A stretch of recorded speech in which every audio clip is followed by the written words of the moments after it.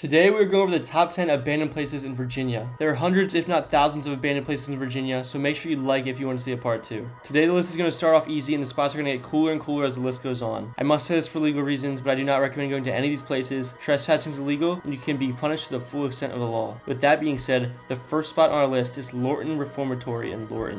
In 1910, the federal government purchased an 1,155-acre tract of land in Lorton, Virginia, where a new kind of workhouse was to be constructed. The Lorton Reformatory featured symmetrical brick buildings and classical architecture, laid out as dormitories rather than cell blocks. The open-air designs let in sunlight and fresh air, and the number of walls and watchtowers were kept to a minimum. The Lorton Prison Complex, situated on Laurel Hill, consisted of 7 separate facilities. Inmates worked on farming the land, as well as producing brick and manhole covers, retreading tires, and knitting sweaters. A medium security facility was located on the site, but was demolished in 1998. The Central Lorton Reformatory, built in 1920, was used to house more serious offenders, constructed with brick made by prisoners at the workhouse. Lorton's maximum security complex was known as the Hill by many, and had a reputation of being quite strict. The Walden cell blocks had a capacity of 2,066 inmates, and was the last Lorton complex to close in November 2001. Cape Charles Colored School in Cape Charles. The Cape Charles Colored School was constructed in 1928 and opened in 1930 to serve African American children in Cape Charles during the legalized segregation.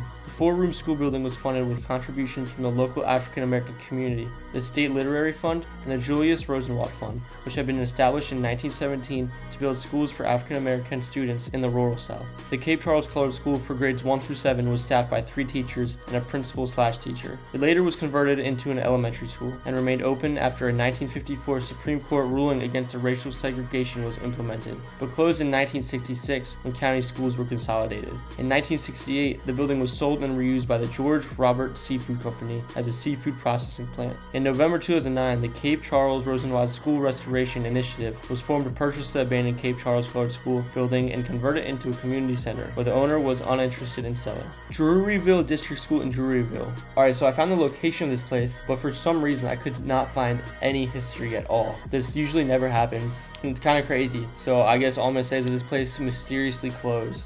Afton Mountain in Virginia. Afton Mountain is in sad decline, especially after 2004 arson fire burned motor in units on the mountainside. Owned by Charlottesville businessman Phil Delaney, there have been rumors for years of revitalizing the area. At the juncture of Skyline Drive and Blue Ridge Parkway, tourists pass by throughout the year. Skyline Drive has reported 1.5 to 2 million visitors annually. Tourists see burned and abandoned buildings on Afton when they come through this area of Virginia. Union Level Ghost Town. Established March 1st, 1765, Mecklenburg County was named for the Charlotte of Mecklenburg Sterlitz, a British queen consort. A small main street through the Union Level once bustled with life. Now it decays quietly, largely forgotten by the descendants of its inhabitants. Union Level was full of townies and travelers alike in the 1840s, when it became a way station for wagons and stagecoaches. As the times changed, it later evolved into a railroad town. Main Street boasted several businesses, including multiple general stores, a bank, and a pharmacy. During the Great Depression, many of these buildings closed their doors. By the mid-1980s, the train ceased running, which resulted in the demolition of the town's depot. A 2010 census determined the population to be a mere 188 people, who remain in the surrounding area of Union Level, a far cry from its former glory.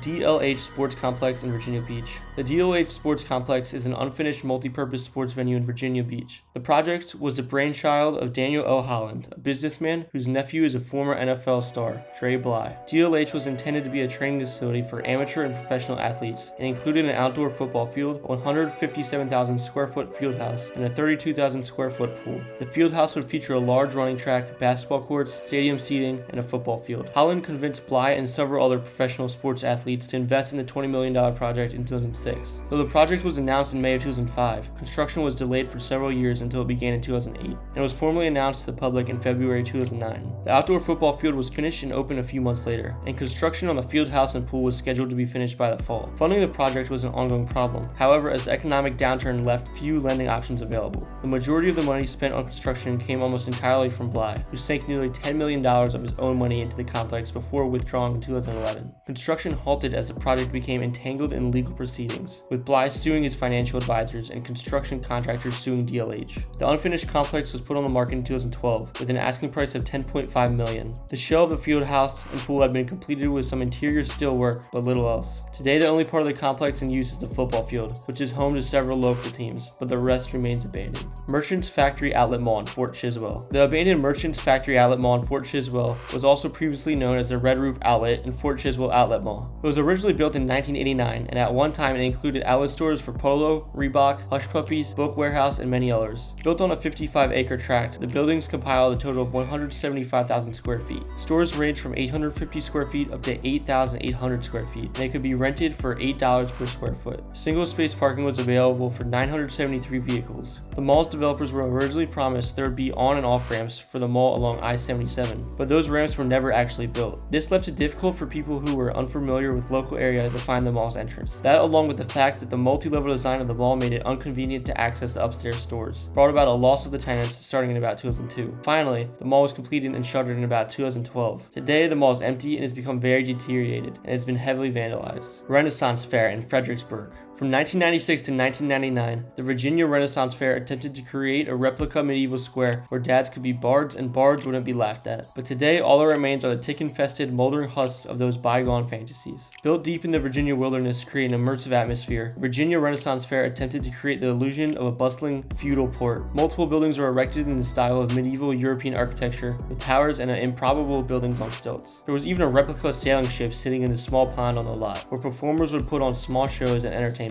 Unfortunately, the swampy land, muggy climate, and long travel time proved a bit too much for the normal Renfest crowds after just 2 seasons of wanting profits. The fair shuttered its gates and abandoned the regal site as it stood. Today, the Virginia Renaissance Fair's spirit has been carried on by a separate event with the same name, but the old location still stands, slowly overgrown and falling apart. Dejarnette Center in Staunton. The Dejarnette Sanitarium came under the control of the state in 1975 and was transformed into a children's hospital, renamed the Dejarnette Center for Human Development. In 1996, the center was relocated to a new facility near the Western State Hospital, and the original Dejarnette Sanitarium was shuttered for good. The building still stands empty on the hill. Though there have been various plans for its demolition and redevelopment, none have yet to come to fruition. President's Heads in Williamsburg. What do you do when you have dozens of 20-foot tall busts of nearly every U.S. president and nowhere to put them? This was a problem that Howard Hankins found himself facing in 2010 after President's Park in Williamsburg, Virginia closed down. The statues were sculpted by Houston artist David Adix, who was inspired after driving past Mount Rushmore on a trip back from Canada. They were open to the public at President's Park alongside the Presidential Pet Museum and received thousands of visitors until 2010 when the company bought the plot of land and the huge presidential heads had to move. Instead of allowing the bust to be demolished, Howard Hankins, who helped construct the park, adopted all 42 heads and lugged them back to his private family farm for safekeeping until someone could think of what to do with them. With each bust weighing about 22,000 pounds, it took nearly a week to move them all just a few miles to the large field where they sit now,